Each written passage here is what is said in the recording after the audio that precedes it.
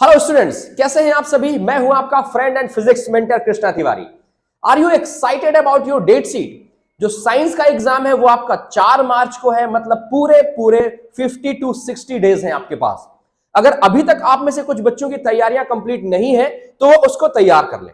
आज के सेशन में हम लोग करने वाले हैं एक कैप्सूल क्लास, जो भी फिजिक्स में जितने चैप्टर है हमारे पास 4 चैप्टर्स के सारी की थ्योरीज और फॉर्मूले आज हम लोग रिवाइज करने वाले हैं विद इन 20 मिनट्स, राइट। क्योंकि हम लोगों ने जो भी सीखा है पिछले 365 डेज या अप्रॉक्स 200 डेज में उसको रिकैप करेंगे, ताकि जो न्यू ईयर होगा, जो नया चैप्टर होगा 2023, उसकी जो पहली पेज है वो बहुत ही सुंदर और स्टैंडर्ड होना और अच्छा कंप्लीट होना चाहिए, राइट। तो आज के सेशन में हम लोग आइए शुरू करते हैं फॉर्मूला कैप्सूल रिवीजन। तो सबसे पहले आपको मैं याद दिला दूं कि इस सेशन में फॉर्मूला कैप्सूल रिवीजन के साथ साथ छोटी छोटी बातें हम लोग करते चलेंगे, क्योंकि आज का जो डे है वो जो इस 2022 चैप्टर का लास्ट पेज है, ये कुछ समझिए आप। और ये आज 12 बजे से खत्म होकर के एक नई चैप्टर आपकी लाइफ में इंट्रोड्यूस होने जा रहा है और उसका पहला पेज स्टार्ट होगा, ठीक है।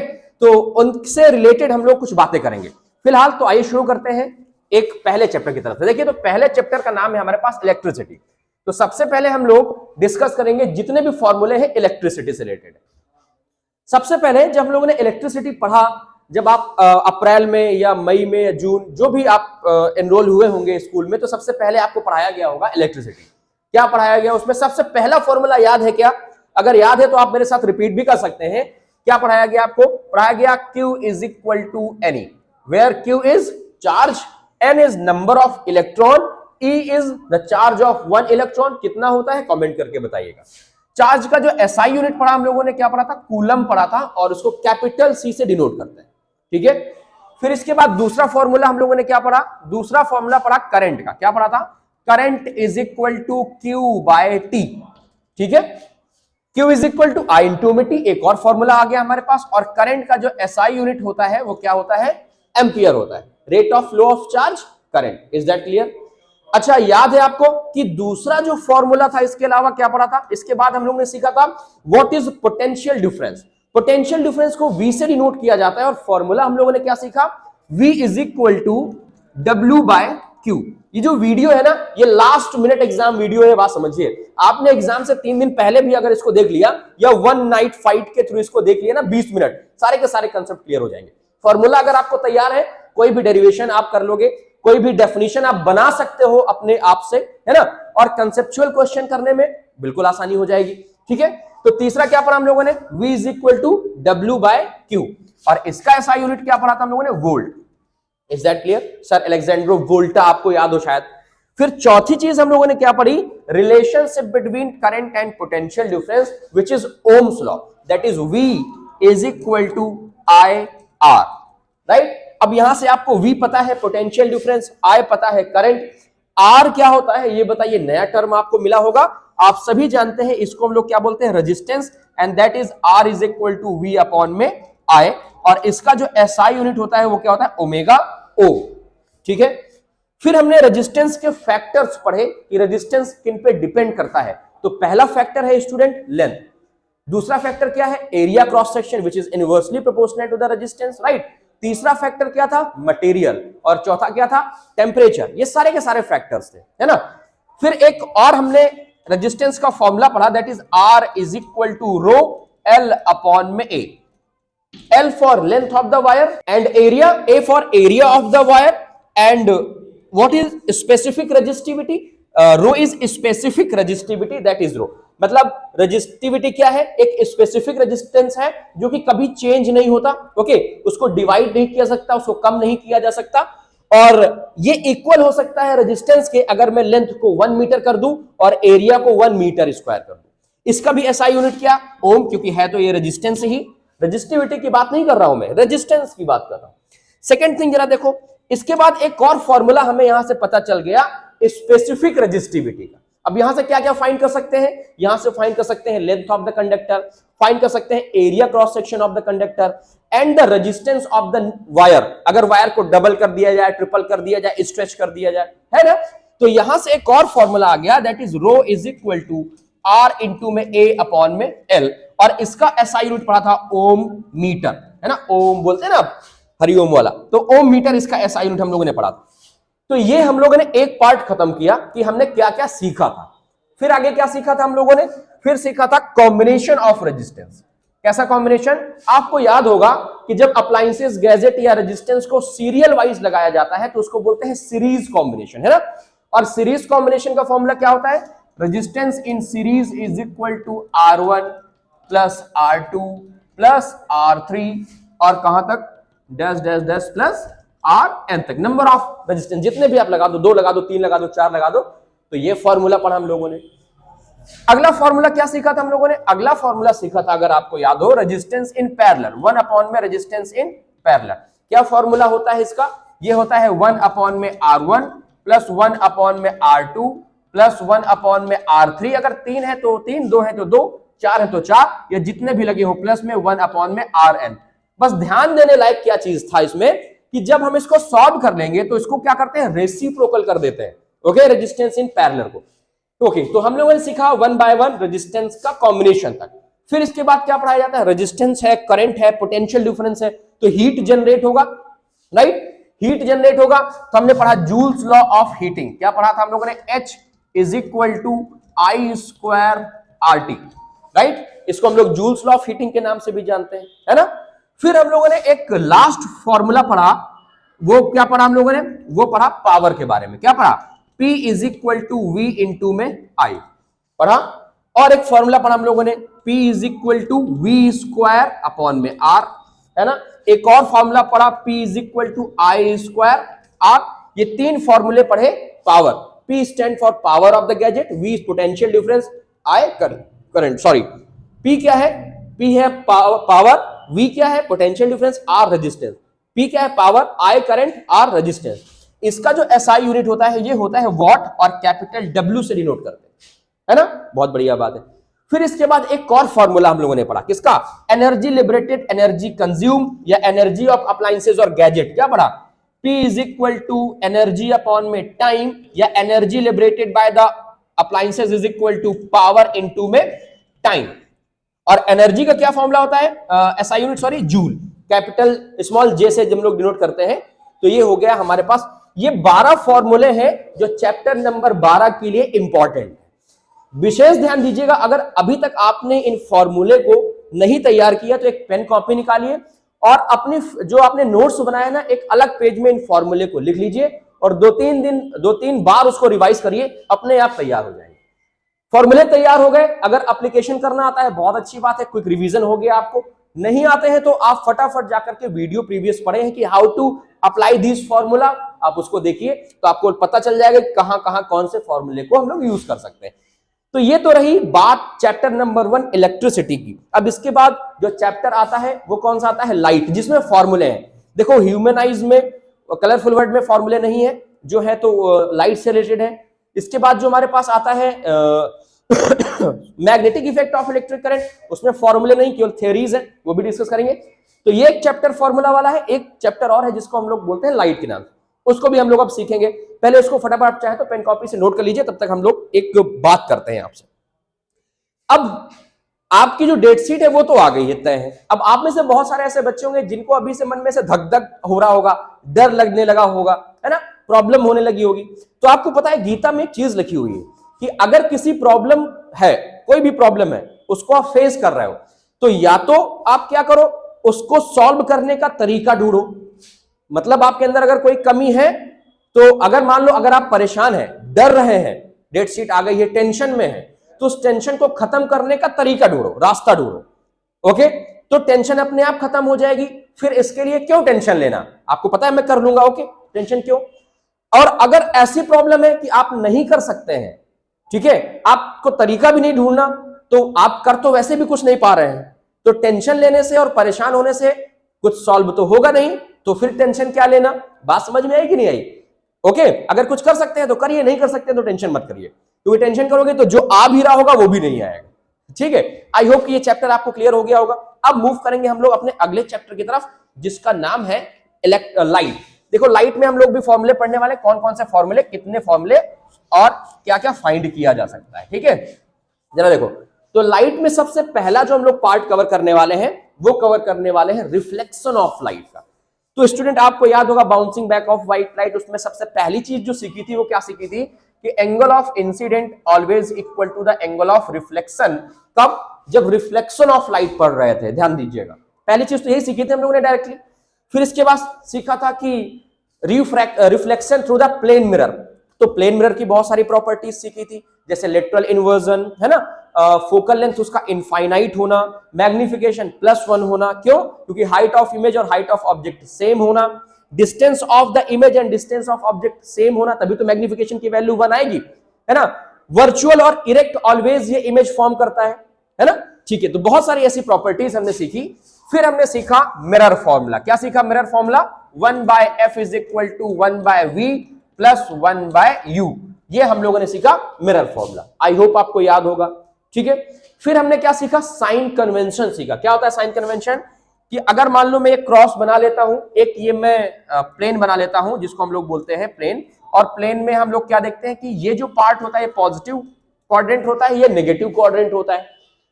तो अगर ऑब्जेक्ट इधर है तो पॉजिटिव, ऑब्जेक्ट इधर है तो नेगेटिव, इमेज इधर है तो पॉजिटिव, इमेज इधर है तो नेगेटिव। लेकिन इसके अलावा भी एक चीज होती है कि अगर इमेज अपराइट बन रही है तो कैसी रहेगी? वो नेगेटिव रहेगी। और अगर इमेज डाउनवर्ड बन रही है तो वो कैसी रहेगी? नेगेटिव रहेगी। बात समझ में आई कि नहीं आई?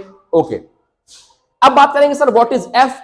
तो एफ होती है फोकल लेंथ। ओके, वी क्या होती है? वी होती है distance of image from pole to the image, और यू क्या होती है? Distance from pole to the object. Okay, बहुत अच्छी बात है। फिर हमने पढ़ा मैग्निफिकेशन। मैग्निफिकेशन कुछ नहीं होता, केवल इमेज और ऑब्जेक्ट की जो हाइट होती है, भाई कोई हाइट होगी ऑब्जेक्ट की, उसके कंपैरेटिवली जो इमेज बनेगी उसकी हाइट को अगर मैं कंपेयर करा दूं दोनों से, या रेशियो निकाल लूं, तो वही कहलाता है हमारे लिए मैग्निफिकेशन। क्या होता है? Magnification is equal to the height of image upon में हाइट ऑफ ऑब्जेक्ट। और इसका एक रिलेशन और होता है क्या? -v अपॉन में u, मतलब डिस्टेंस ऑफ इमेज अपॉन में डिस्टेंस ऑफ ऑब्जेक्ट का भी एक मैग्निफिकेशन रिलेशन होता है। ठीक है, बहुत बढ़िया बात है। अब इसके बाद हम लोगों ने क्या सीखा? अब इसके बाद मिरर से हम लोगों ने अपना पीछा छुड़ा के आगे पहुंचे लेंस की तरफ। तो पढ़ा था रिफ्रैक्शन। रिफ्रैक्शन क्या? अगर कोई लाइट रे रेयर से डेंसर में जाती है तो रेयर मीडियम भी आपको पता है क्या होता है, डेंसर मीडियम भी आपको पता है कि क्या होता है। ओके, रिफ्रैक्टिव इंडेक्स रेयर की कम होती है और डेंसर ऑप्टिकली डेंसर मीडियम की रिफ्रैक्टिव इंडेक्स ज्यादा होती है। अब प्लीज शॉक मत ये होइएगा कि ये रिफ्रैक्टिव इंडेक्स अब क्या है, नई चीज आ गई, शॉक नहीं होना, ठीक है, क्योंकि आपने पढ़ रखा हुआ है, केवल 50 दिन बचे। अगर अब भी आप शॉक हो रहे हो तो फटाफट जाके प्रीवियस वीडियोस हमारे देख लीजिए, रिफ्रैक्टिव इंडेक्स और टॉपिक वाइज वीडियो पड़े हुए हैं लाइट के। चलिए, तो रिफ्रैक्शन में हम लोगों ने एक चीज सीखी, जब ग्लास ब्लॉक में सबसे पहले ग्लास स्लैब में रिफ्रैक्शन किया था तो एक चीज सीखी थी। क्या सीखी थी? कि जो हमारे पास एंगल ऑफ इंसिडेंट है वो कभी एंगल ऑफ रिफ्रैक्शन के इक्वल नहीं होगा।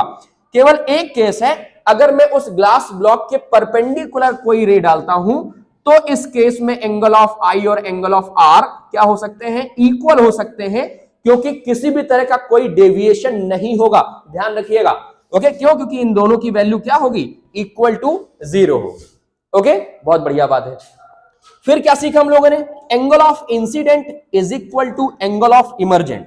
जो इंसिडेंट एंगल और इमर्जेंट एंगल, मतलब ग्लास स्लैब से जो बाहर रे निकल रही थी ना, इमर्जेंट रे, उसमें जो एंगल फॉर्म हो रहा था नॉर्मल के साथ, तो वो दोनों की जो वैल्यू होती थी वो क्या होती थी? इक्वल होती थी। और ये चीज एक जगह आप लोगों ने और पढ़ी है। कहां पढ़ी है?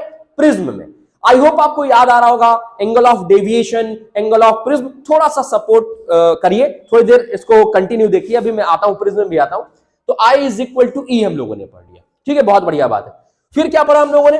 फिर पढ़ा स्नेल्स लॉ। सुनने में तो बड़ा भयानक लग रहा था, लेकिन जब पढ़ा, बार बार रिवाइज हुआ, तो आराम से हमको आने लगा। क्या पढ़ा था हम लोगों ने? साइन एंगल I अपॉन में sign angle R always gives constant value, और इसी कांस्टेंट वैल्यू को बोलते थे हम लोग रिफ्रैक्टिव इंडेक्स। बोलते थे, नहीं बोलते थे? लेकिन कौन सी refractive index? Relative refractive index. मतलब जब किसी एक मीडियम से दूसरे मीडियम को रिलेट करना हो, ठीक है, तब उस कंपैरेटिव मैनर में जो रिफ्रैक्टिव इंडेक्स होगी वो होगी relative refractive index. I hope कि क्लियर हो गया होगा। ठीक है, फिर हम लोगों ने क्या सीखा? फिर लेंसेज में हम लोगों ने रिफ्रैक्शन करना शुरू कर दिया, है ना। चलो देखते हैं।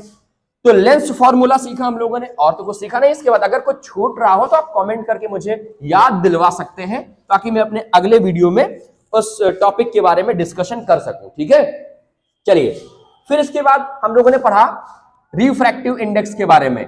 म्यू इज इक्वल टू क्या पढ़ा, सी अपॉन में v, where c is speed of light in vacuum और air, and what is v, v is the speed of light, ये भी लाइट की ही स्पीड है, किसमें, मीडियम में। जैसे कोई लाइट रे वाटर में एंटर कर रही है, तो इस केस में अगर मैं बात करूं तो speed of light in normal medium 3 into 10 to the power जो भी है, और वी वाटर में कितनी स्पीड होगी, तो हमारे पास रिफ्रैक्टिव इंडेक्स निकल के आ जाएगा। ठीक है, इसको बोलते हैं एब्सोल्यूट रिफ्रैक्टिव इंडेक्स। चलिए ठीक है, फिर हम लोगों ने क्या बात करी, फिर हम लोगों ने पढ़ा रिवर्सिबिलिटी प्रिंसिपल के बारे में। मतलब कि अगर कोई लाइट रे एंटर कर रही है किसी मीडियम में और उस मीडियम में ही क्या हो, कंपैरेटिवली रिफ्लेक्ट होकर के बाउंस बैक हो जाए, तो उसे हम लोग बोलते हैं क्या, रिवर्सिबिलिटी ऑफ व्हाइट लाइट। जिस पाथ से आई है उसी पाथ में जाएगी, ये याद रखो एक गाने के तौर में, जिस पाथ में आई है उसी पाथ में जाएगी। थोड़ा लिरिक बना लो तो याद रहेगा। रिवर्सिबिलिटी प्रिंसिपल क्या पढ़ा था कि अगर मान लो लिखा है 1 म्यू 2 लिखा हुआ है मान लो a अपॉन में b, ठीक है, तो 2 म्यू 1 हो जाएगा b अपॉन में a। ये रिवर्सिबिलिटी पढ़ा, कैसे पढ़ा, कॉन्सेप्ट आपको मैं सिखा चुका हूं। फिर हम लोगों ने पढ़ा लेंस फॉर्मूला। अब आएंगे लेंस फॉर्मूले में। क्या पढ़ा लेंस फॉर्मूले में, 1 अपॉन में f is equal to 1 by v minus 1 by u। केवल एक डिफरेंस, यहां पर पॉजिटिव था, यहां पर क्या हो गया, नेगेटिव हो गया। फिर क्या सीखा, sign convention as it is, जैसा कि मैंने आपको बताया पीछे, तो साइन कन्वेंशन में आपको फिर से बता दे रहा हूं कि ये इधर जो भी चीजें रहेंगी, v रहेगा, u रहेगा, सब पॉजिटिव, इधर जो चीजें रहेंगी क्या होंगी, नेगेटिव। तो दोबारा बताने की जरूरत नहीं आई हो।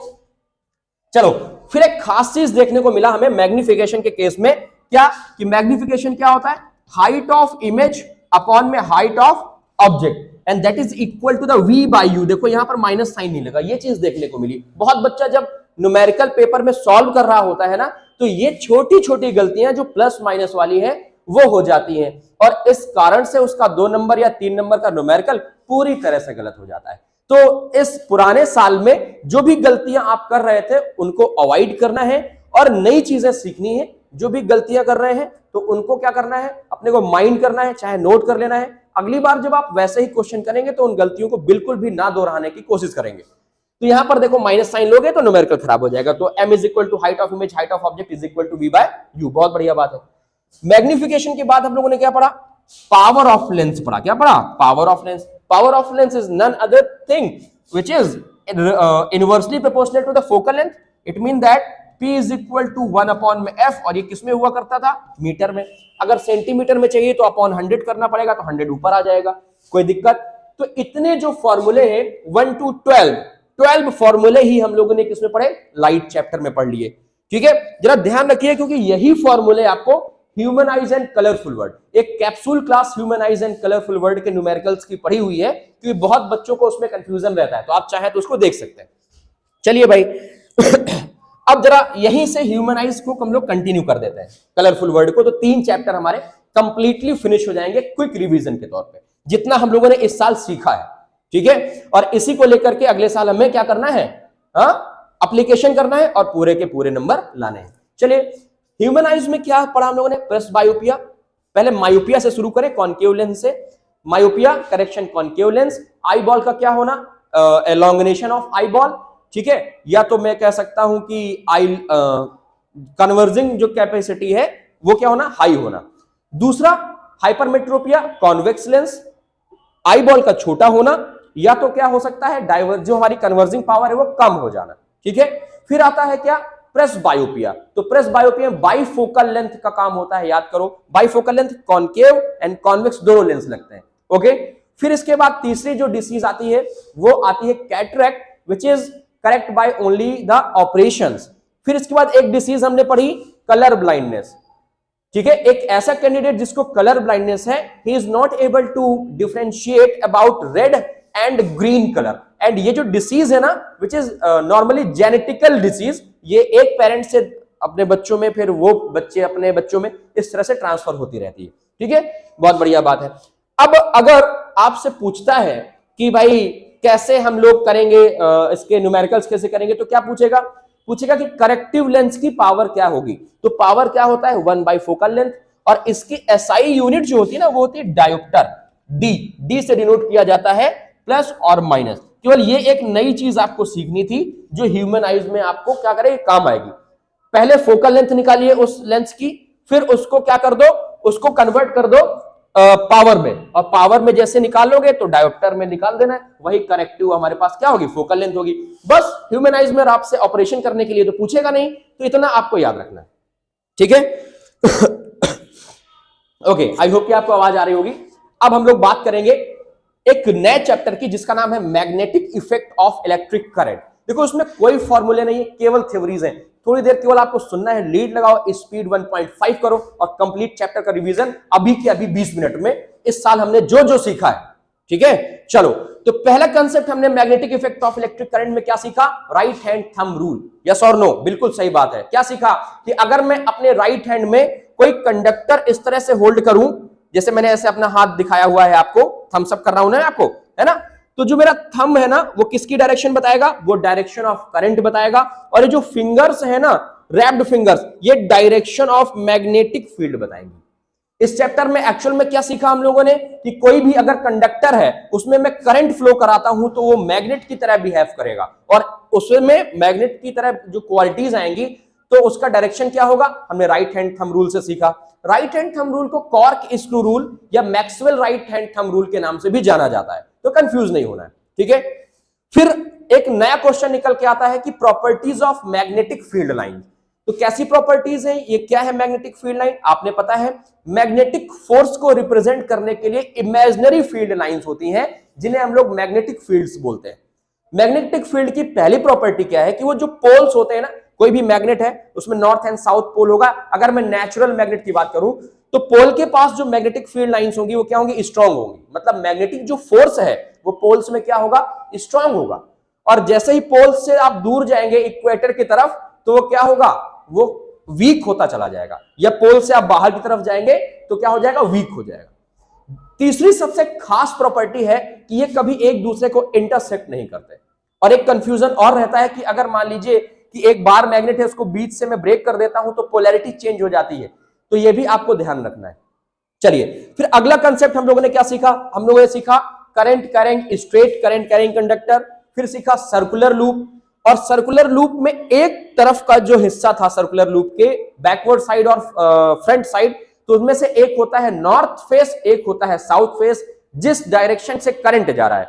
अगर डायरेक्शन ऑफ करंट कैसा है, एंटी क्लॉकवाइज है, तो वो नॉर्थ पोल हुआ करता था, और अगर डायरेक्शन क्लॉकवाइज है तो वो साउथ पोल होता है। आपको याद आ रहा है कौन सा रूल है ये रूल है क्लॉक फेस रूल। मैं आपको यहां पर बताता हूं, अगर करंट का डायरेक्शन एंटी क्लॉकवाइज है तो कौन सा पोल, नॉर्थ पोल, और अगर करंट का डायरेक्शन क्लॉकवाइज है तो कैसा पोल, साउथ पोल, ठीक है।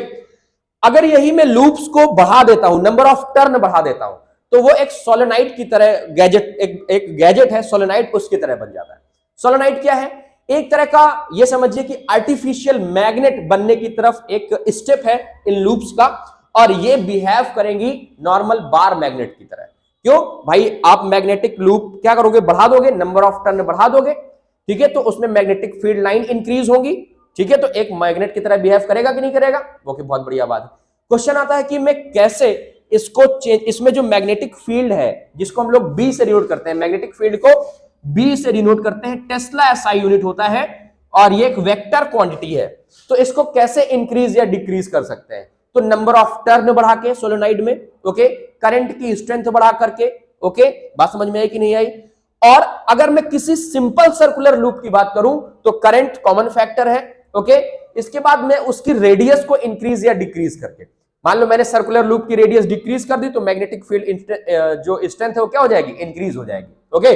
और अगर मैंने उसकी रेडियस को बढ़ा दी तो मैग्नेटिक फील्ड जो स्ट्रेंथ है वो क्या हो जाएगी, कम हो जाएगी। इनवर्सली प्रोपोर्शनल होता है इसका रेशियो रेडियस के।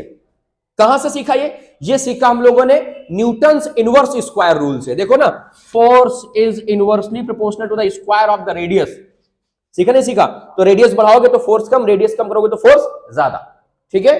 अच्छा, अब इसी सोलेनोइड के अंदर अगर मैं soft iron rod, soft iron core डाल देता हूं, क्यों डालता हूं सॉफ्ट आयरन, कोई दूसरा मटेरियल क्यों नहीं, क्योंकि जो सॉफ्ट आयरन है ना वो जल्दी मैग्नेटाइज हो जाती है और जल्दी ही डीमैग्नेटाइज हो जाता है, ठीक है, इसलिए सॉफ्ट आयरन कोर हम लोग क्या करते हैं, उसमें अप्लाई करते हैं।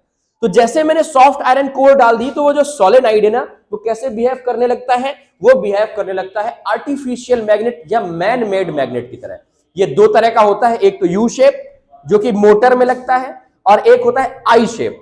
ठीक है, बहुत बढ़िया बात है। यहां तक की बात आपको आई होप पूरी पूरी क्लियर हो गई होगी। चलिए आगे बात करते हैं। अब बात करेंगे differentiate between artificial magnet and natural magnet. तो नेचुरल मैग्नेट क्या है कि इसकी जो स्ट्रेंथ होती है वो क्या होती है, बहुत कम होती है। नेचुरल मैग्नेट की स्ट्रेंथ कम होती है, जबकि आर्टिफिशियल मैग्नेट की स्ट्रेंथ हम अपने अकॉर्डिंग करंट बढ़ा या घटा के इंक्रीज या डिक्रीज कर सकते हैं। ठीक है, दूसरा डिफरेंस क्या है जरा समझिए। जो नेचुरल मैग्नेट है उसकी पोलैरिटी चेंज नहीं कर सकते हैं। ठीक है, जो नॉर्थ है वो नॉर्थ रहेगा, जो साउथ है साउथ रहेगा। लेकिन आर्टिफिशियल मैग्नेट में ऐसा नहीं है। आर्टिफिशियल मैग्नेट में डायरेक्शन ऑफ करंट चेंज करोगे, पोलैरिटी गेट्स रिवर्स, पोलैरिटी क्या हो जाएगी, अपने आप चेंज हो जाएगी। तो दूसरा डिफरेंस ये है। ठीक है, तीसरा क्या है कि भाई नेचुरल मैग्नेट डीमैग्नेटाइज नहीं होता। ठीक है, जबकि हम लोग आर्टिफिशियल मैग्नेट की बात करें तो हम अपने अकॉर्डिंग जो हमारा यूज होगा उसके अकॉर्डिंग हम मैग्नेटाइज या डीमैग्नेटाइज कर सकते हैं।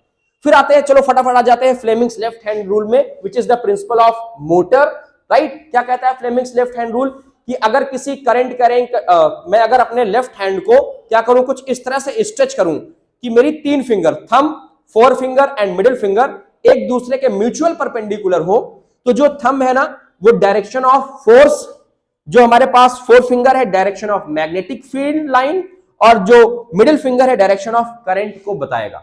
ठीक है, मोटर इसी प्रिंसिपल पे बेस्ड है। अगर मैं यू शेप मैग्नेट ले लेता हूं, उसके बीच में एक रेक्टेंगुलर आर्मेचर लगा दूं, ठीक है, देखो जैसे मान लो ये मैंने एक यू शेप मैग्नेट ले लिया। ठीक है, ये मैंने यू शेप मैग्नेट लिया, ये है मान लो नॉर्थ, ये क्या है, बहुत पतला हो गया लगता है साउथ, चलो मोटा कर लिया साउथ, और यहां पर मैं आर्मेचर लगा देता हूं कोई रेक्टेंगुलर कॉइल, तो नॉर्थ से साउथ जाएंगी, नॉर्थ से साउथ जाएंगी।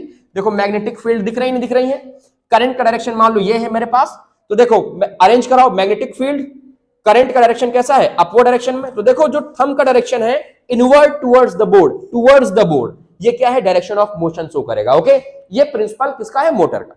फिर हम लोगों ने क्या सीखा इसके बाद, मोटर के बाद हम लोगों ने सीखा इलेक्ट्रोमैग्नेटिक इंडक्शन, जो कि या इलेक्ट्रोमोटिव फोर्स के बारे में सीखा कि अगर मान लीजिए कोई भी मैग्नेटिक फील्ड के अंदर किसी कंडक्टर को रखा जाता है, ठीक है, तो वो एक टाइप का फोर्स जनरेट करेगा। ठीक है, इसी वजह से आपको पता चला फ्लेमिंग लेफ्ट हैंड रूल और किसका, मोटर का प्रिंसिपल। ठीक, चलिए हम किसके बारे में बात कर रहे थे, हम बात कर रहे थे इलेक्ट्रोमोटिव फोर्स या सॉरी इलेक्ट्रोमैग्नेटिक इंडक्शन के बारे में बात कर रहे थे, ईएमआई। ये जस्ट उल्टा टॉपिक है किसका, magnetic effect of electric current का। कैसे भाई, ईएमआई फैराडे साहब ने बताया कि अगर किसी भी कंडक्टर के पास मैं मैग्नेट को मूव कराता हूं, ठीक है, तो उसमें करंट इंड्यूस्ड होगा। देखो जस्ट अपोजिट हो गया कि नहीं हो गया, पहले क्या था कि कंडक्टर में करंट तो मैग्नेट बनता था, ओके, अब कंडक्टर में मैग्नेट ले जाओगे तो करंट इंड्यूस्ड होगा।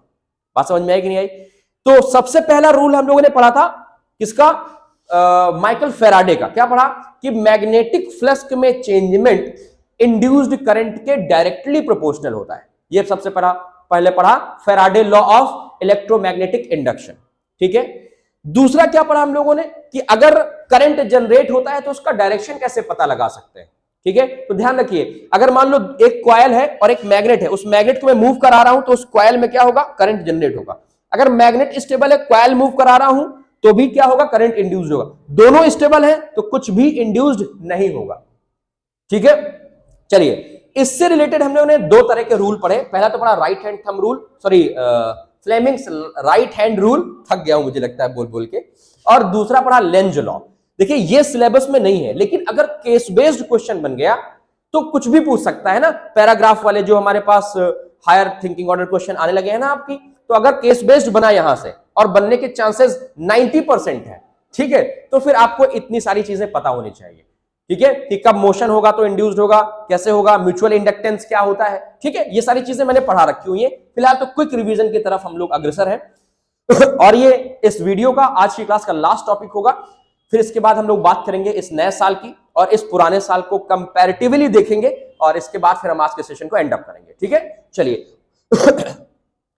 फ्लेमिंग का राइट हैंड थंब रूल क्या बोलता है, राइट हैंड रूल क्या बोलता है कि अगर मैं राइट हैंड की 3 फिंगर सेम जैसा लेफ्ट हैंड में था, थंब, फोर फिंगर और मिडिल फिंगर को कुछ इस तरह से स्ट्रेच करूं कि ये तीनों एक दूसरे के म्यूचुअल परपेंडिकुलर हो, तो जो थंब है ना direction of motion of the conductor बताएगा, जो हमारे पास फोर फिंगर है ये डायरेक्शन ऑफ मैग्नेटिक फील्ड बताएगी, और जो मिडिल फिंगर है ये डायरेक्शन ऑफ क्या बताएगा, करंट बताएगा, मतलब कि किस डायरेक्शन में करंट मूव होगा। ठीक है, और इसी के साथ एक कलीग थे इनके जिनका नाम था लेंज, उन्होंने भी एक रूल जनरेट किया डायरेक्शन ऑफ इंड्यूस्ड करंट के लिए, और क्या बताया उन्होंने, बेबी किल्स फादर, करंट जिस सोर्स से जनरेट होगा वो उसी को अपोज करेगा। ठीक है ना, रिलेट कराओ, मतलब बच्चा पैदा हुआ, जिससे पैदा हुआ उसी को मार दिया, बेबी किल्स फादर, राइट। तो ये भी आपको क्या होना चाहिए, याद होना चाहिए। आई होप स्टूडेंट कि आपने ये सेशन एंजॉय किया होगा, और मुझे तो बहुत मजा आया इस सेशन के साथ, क्योंकि हमने आज कंप्लीट 4 के चारों चैप्टर का क्विक रिवीजन किया हुआ है। ठीक है, लेकिन आप लोग चलते चलते एक चीज और लेते जाइए मेरे साथ, हम लोग कंपैरेटिवली बात करेंगे 2023 और 2022 की, लेकिन इससे पहले एक बहुत ही इंटरेस्टिंग और important topic which is prism. Prism में क्या होता है जरा ध्यान दीजिए, प्रिज्म में एक एंगल होता है, एंगल ऑफ प्रिज्म। क्या होता है, एंगल ऑफ प्रिज्म, आपको ध्यान होगा ये एंगल ऑफ प्रिज्म होता है। इस केस में भी एंगल ऑफ इंसिडेंट और एंगल ऑफ इमर्जेंट क्या होता है, सेम होता है।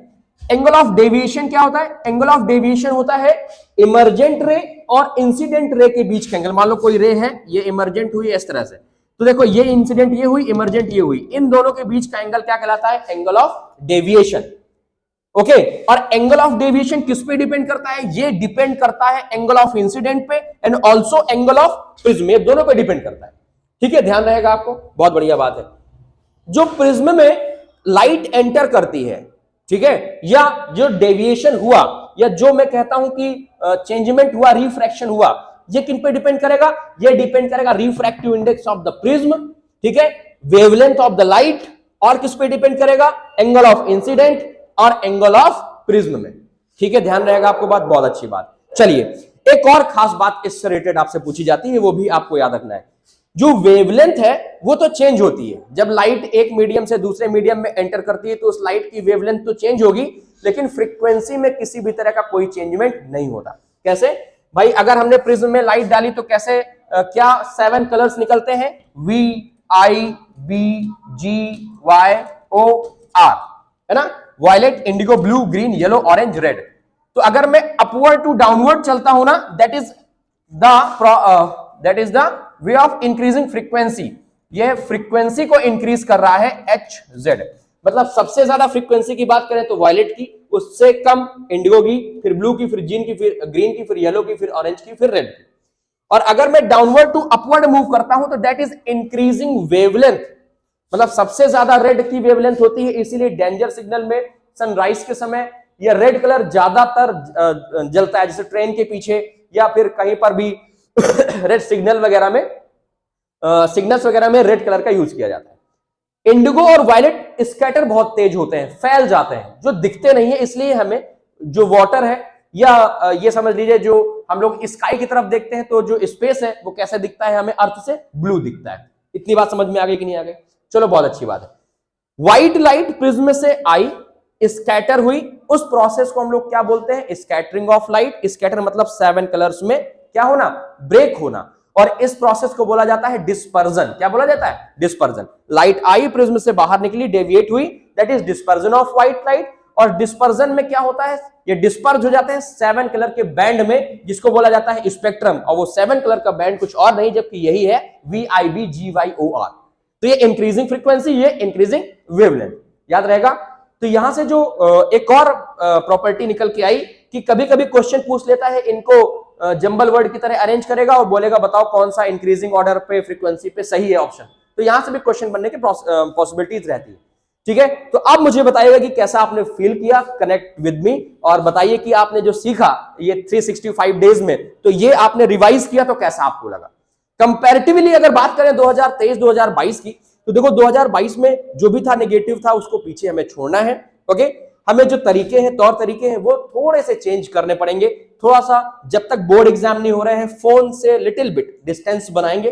ठीक है, पढ़ने के लिए तो यूज करना ही पड़ेगा, नहीं तो हमारी और आपका इंटरेक्शन कैसे होगा। ओके, और सबसे ज्यादा मॉक टेस्ट प्रैक्टिस पे किसी आंसर को कैसे लिखना है, इस पे हम लोग फोकस करेंगे। ठीक है, तो आज के सेशन के लिए हम लोग यहीं रुकेंगे। बाकी की जो बात है वो करेंगे किसी नेक्स्ट क्लास में, जो कि मोस्ट प्रोबेबली कल आपकी केमिस्ट्री की क्लास होगी एसके मिश्रा सर के द्वारा। इसके बाद अपनी नेक्स्ट क्लास में हम बात करेंगे, क्योंकि अब मैं आपसे मिलने वाला हूं 1 साल के बाद। ठीक है, तो मिलते हैं अपने अगले साल में। तब तक के लिए मेरी बहुत सारी ढेर सारी शुभकामनाएं हैं आपके और आपकी फैमिली मेंबर्स की तरफ को। Happy new year, bye bye, tata and take care.